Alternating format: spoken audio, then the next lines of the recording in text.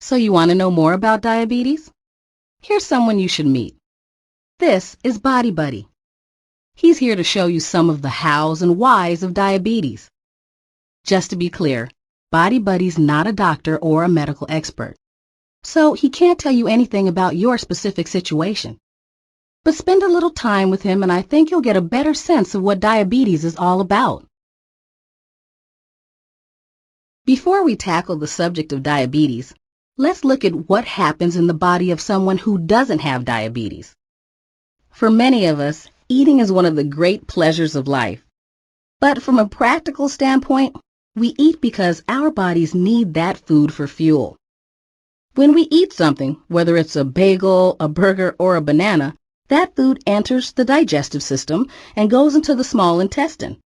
There, it's broken down into all kinds of nutrients, including glucose. This glucose, an important source of energy for almost all of the body's cells, is absorbed into the bloodstream and then dispersed throughout the body.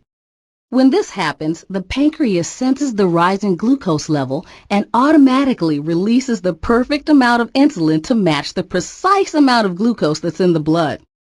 Then something else remarkable happens. The insulin works almost like a key that unlocks the glucose, allowing it to leave the bloodstream and enter the body's cells where it can be used for fuel. This process happens so efficiently and instantaneously that the body's blood glucose levels almost always remain stable, even in situations that can cause our blood glucose levels to shift, like when we exercise, or when we're under stress, or even when we're sick.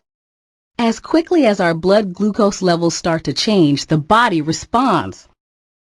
The fact is, no matter how we're feeling or what we're doing, the body works like a finely tuned machine to balance our blood glucose levels automatically, 24 hours a day, 365 days a year.